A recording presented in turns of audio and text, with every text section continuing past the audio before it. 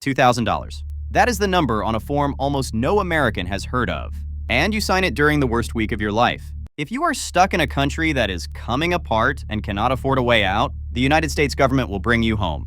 That is not a rescue, that is a loan. You sign a promissory note, and until you pay it back, your passport is restricted. They pull you out of a collapsing country and then hold the door shut behind you until you settle up.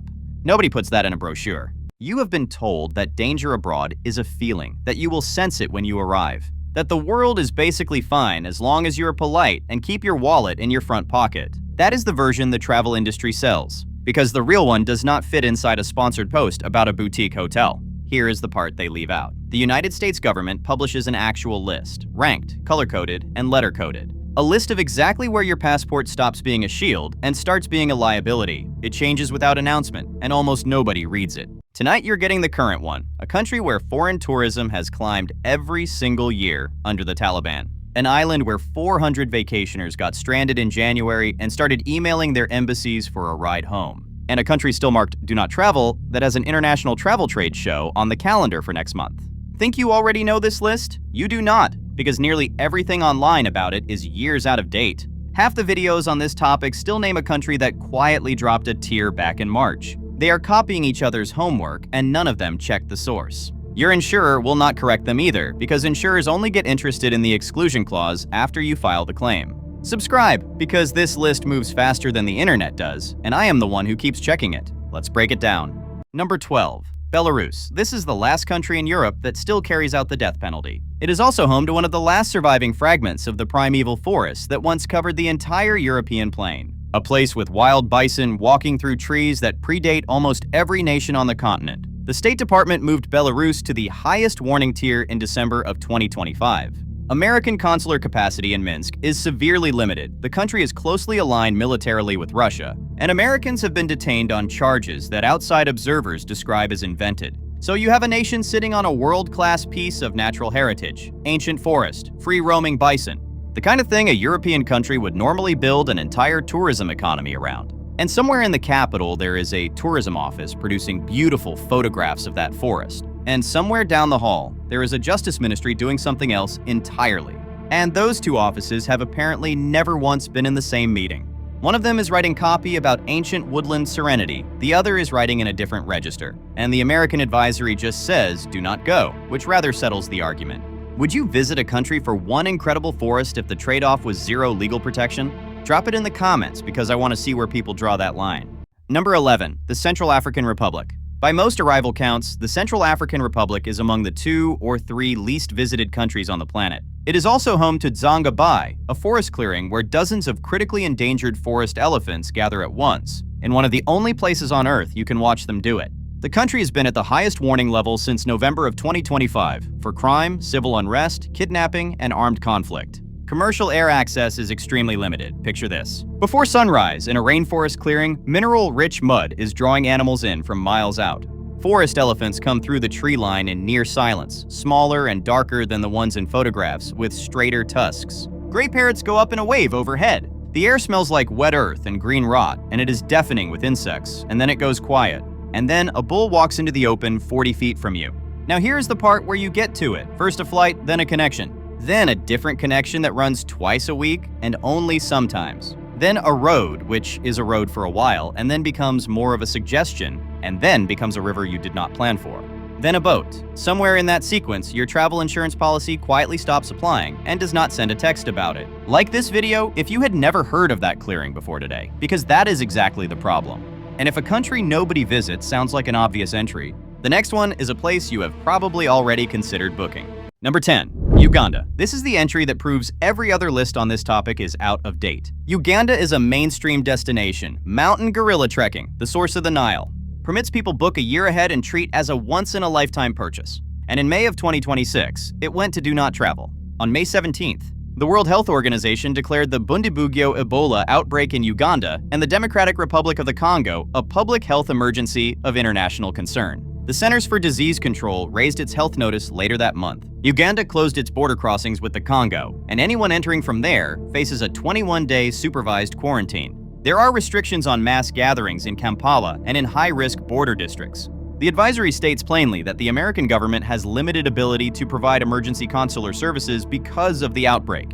The outbreak is a serious situation, and I am not going to be clever about it. The machinery around it is another matter. You have a tourism industry built on bookings made a year out, colliding with an epidemiological situation that changes in 12 days. Somewhere a person booked a gorilla permit last spring, paid the deposit, bought the boots, told everyone at work, and is now on hold with an insurer listening to a saxophone. The representative is going to use the phrase covered event, and that phrase is going to be doing a tremendous amount of work.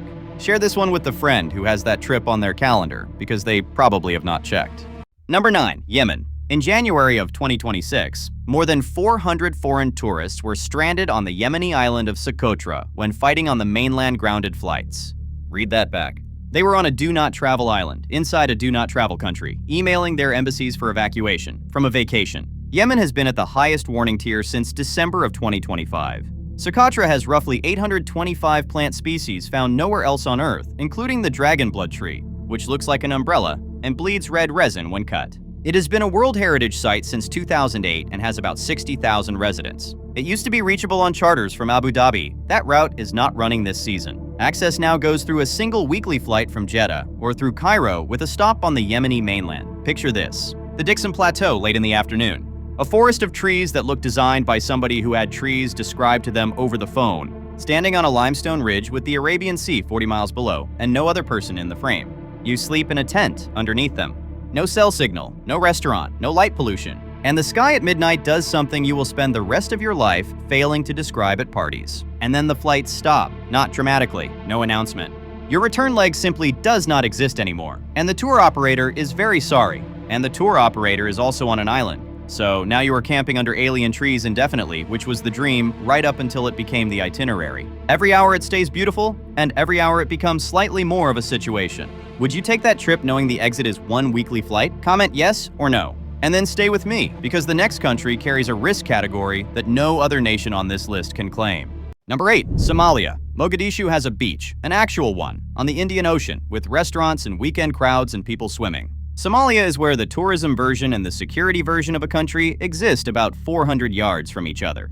The advisory was renewed in May of 2026. The listed risk categories are crime, terrorism, civil unrest, health, kidnapping, and piracy. Sit with that last one for a second, piracy. On a government form, in this decade, there is a building in Washington where somebody maintains a drop-down menu. One of the options is piracy, and that option gets selected. There is a style guide specifying how it should be formatted. There is probably an interagency working group. And there is a version of that form where somebody suggested cutting piracy as outdated, got politely overruled, and still thinks about it. Ships do get taken and crews do get held. What has aged like nothing else in the system is the checkbox. Subscribe if you want more of the stuff that hides inside government paperwork. Because there is a lot of it, and almost nobody reads these documents all the way through. Number 7. Sudan. There are more pyramids in Sudan than in Egypt. That is not a technicality. The Nubian pyramids at Meroe are steeper and narrower than the ones at Giza, several centuries younger. And most people watching this have never seen a photograph of them.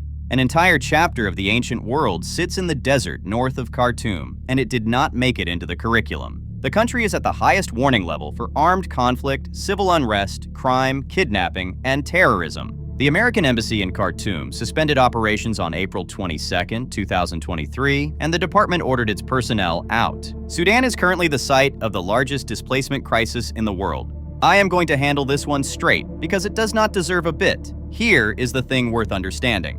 When an embassy suspends operations, the phone number printed inside the back of your passport does not stop existing. It just stops connecting to anybody who can reach you. The building is still on a map. The website is still up. What has changed is that no one in that country can walk into a police station on your behalf. That is the actual meaning of the highest tier, and it is a colder fact than the color coding suggests. If you learned something about Meroe today, hit like, because those pyramids are running out of people who can tell you about them. And every entry so far has been somewhere you would have to go. The next one does not wait for you to travel anywhere. Number 6. Burma. This is the entry that flips the premise of the video, because for almost everyone watching, the danger of Burma is not that you will go there. It is that Burma comes to you at 11 at night from a number you do not recognize, opening with a message that says, "Hey, is this Jessica?" Southeast Asian scam compounds stole an estimated $7.2 billion from Americans in 2025 alone, according to the Justice Department. As of June of 2026, A trafficking monitoring group reported that more than 5,300 people remain held inside compounds near the Thai border. The Treasury Department has designated an armed group in the region as a transnational criminal organization, along with its leader and his 2 sons. In one coordinated action, 29 people were charged, 503 fake investment websites were seized, and roughly $700 million in cryptocurrency was recovered. Thailand cut power, fuel, and internet lines to the border zone. The compound switched to satellite internet and kept working. Now, the people sending those messages are overwhelmingly trafficking victims, forced labor, so the joke is not them, ever. The joke is the business model, because that industry has run an enormous amount of research, and what it landed on, at global scale, after billions of dollars of testing, is the wrong number. That is the innovation. That is it. Hey, is this Jessica? Then a friendly correction, then an apology, then a small piece of conversation, then a photograph of a very nice lunch, and then 11 days later, an unsolicited but well-meaning tip about a currency you have never heard of. Somewhere, a supervisor is reviewing conversion metrics on the lunch photograph. Send this one to the relative who keeps answering those texts, because at this point, that is a public service. Number 5. Iran. In February of 2026, the United States formally designated Iran a state sponsor of wrongful detention. That is a real category, and it deserves a moment. Most people assume these advisories are about war, or crime, or disease. But since 2022, the State Department has attached a separate letter code to certain countries, and it means something specific. It means the government itself detains foreigners in order to trade them. It is not about the neighborhood you walk into. It is about the passport in your pocket having resale value to a state. Iran does not recognize dual nationality. For an Iranian American, an American passport provides no protection whatsoever.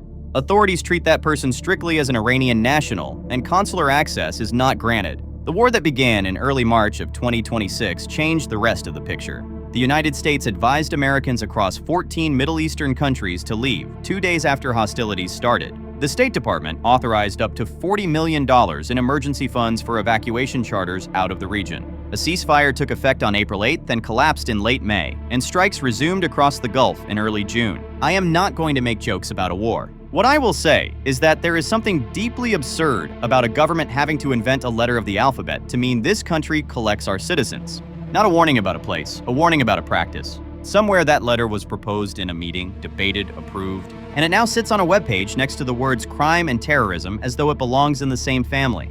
And it does not. Like this video if you had never heard of that letter code before, because it is the most useful thing on the advisory page and nobody explains it. And the next country spent 2 generations selling itself as the place you could ski and swim on the same afternoon. Number 4. Lebanon. For decades, the Lebanese tourism pitch was that you could ski in the morning and swim in the Mediterranean the same afternoon. That was not marketing invention. The geography actually supports it, the mountains sit that close to the coast, and the tourism board rode that line for 2 generations. Lebanon is now at the highest warning tier. On February 23rd of 2026, the State Department ordered non-emergency government personnel and their families out. The embassy in Beirut suspended routine consular services. Americans there were told to depart. The listed risks include crime, terrorism, civil unrest, kidnapping, landmines, and armed conflict. The airport is technically open. And I want to spend a minute on that word, technically, because it is carrying more weight than any word in this script. Beirut's airport is open in the sense that the runway works and the terminal has staff. It is also true that nearly every international carrier has suspended service, that the national carrier is running limited flights under international guarantees protecting the facility, and that European aviation regulators have told operators to stay out of Lebanese airspace at any altitude, citing military activity and satellite navigation jamming. On June 2nd, flights were canceled at short notice, so it is open the way a restaurant with no food is open. The lights work, the door works. Somebody will greet you warmly, and none of that touches the actual problem. Airlines still flying there are doing it on private risk math, not because anyone told them it was fine. Share this with someone who books flights based on whether the airport shows up as operational, because that word is doing a job it was never designed to do. Number 3, Haiti. This is the only country on the list where the American government stopped giving advice and started making a rule. Armed groups control roughly 90% of Port-au-Prince, according to the United Nations, as of March of 2026. More than 1.4 million people have been displaced. The Federal Aviation Administration has banned American commercial flights to the capital and has extended that ban repeatedly, most recently into September of 2026. The stated reason is that armed groups have access to small arms and to drones capable of reaching aircraft during low-altitude phases of flight. In May of 2025, the United States designated a gang coalition operating there as a foreign terrorist organization. Gunfire reached the airport perimeter again in April of 2026. No international commercial flights have resumed, and that is not theoretical. In November of 2024, gunfire struck a Spirit Airlines aircraft landing at Port-au-Prince and injured a flight attendant. Other planes on the ground were hit. The airport closed for the second time that year. Every other entry in this countdown is a recommendation. This one is a regulation. The distinction matters because a recommendation can be argued with. You can decide you know better. You can find a tour operator who agrees with you. But when the aviation authority writes a rule, the argument is over, and the argument being over is the entire story. And the way that rule reads is the strangest part. It is a dry technical document. It contains altitude figures. It uses the phrase phases of flight. It has the exact emotional register of a memo about parking validation. And what it is actually describing is that the sky above a nation's capital is contested airspace. Comment below if you think a flight ban should be the standard rather than an advisory nobody reads, because that is a real argument. And it makes the next entry almost impossible to explain because tourism there has risen every single year. Number 2, Afghanistan. Foreign tourism to Afghanistan has increased every single year since the Taliban returned to power, not stabilized, not slowly recovered, increased annually without a single down year. Here's the curve, and these figures come from the country's own tourism ministry, which is worth stating out loud. 691 foreign tourists in 2021, 2,300 in 2022, 7,000 in 2023. Nearly 9,000 in 2024, and close to 10,000 in 2025, alongside roughly 6.2 million domestic visitors. That same ministry issued 656 new travel and pilgrimage company licenses in a single year. The largest foreign visitor market is China. This is not lone bloggers sneaking across a border anymore. Group departures appear on specialist agency calendars. There are itineraries, there are deposits. Picture this: the cliffs at Bamiyan in the late afternoon, where two enormous standing Buddhas were carved into the rock face 1,600 years ago and were destroyed in 2001. What remains are the alcoves, two vast empty spaces in a sandstone wall, the exact shape of what used to be there, glowing orange as the sun drops behind the Hindu Kush. It is one of the most haunting places in the world, and you can stand in front of it, and that is precisely the problem. Because the industry built around that fact runs on a specific kind of person. The traveler who calls himself a danger tourist, which is a phrase people apply to themselves voluntarily and out loud. The itinerary sold on the basis that nobody else has done it. The photograph taken where something terrible happened, captioned with one word and a mountain emoji. There is a competitive circuit now, and a leaderboard for how many countries you have entered. And it has no column for what was happening in them when you arrived. And the straight version is that every dollar that industry spends goes somewhere. To visas, to permits, to licensed operators, and to a governing authority no country on earth recognizes. That is not an argument I am resolving in 90 seconds, but it is worth knowing before you book. Would you go? Comment, and do not soften it, because this is the entry where I think this audience splits hard. Number 1, Syria. The do not travel list still has Syria on it. The country also received 3.52 million visitors in the first 6 months of 2026. And Damascus is hosting an international travel trade forum at the end of September. Those three sentences are all true at the same time, and that contradiction is why this is number 1. The numbers come from the Syrian Tourism Ministry, and I'm going to give you the honest version rather than the headline. 3.52 million total visitors in the first half of 2026, up 111% from 1.67 million a year earlier. International tourist arrivals specifically reached 719,000, up from 131,000, an increase of 448%. But the largest single share of that headline figure, 2.13 million, is Syrian expatriates coming home. Every competitor covering this will run the 3.52 million number without that caveat. It matters, and now you have it, the rest of the picture.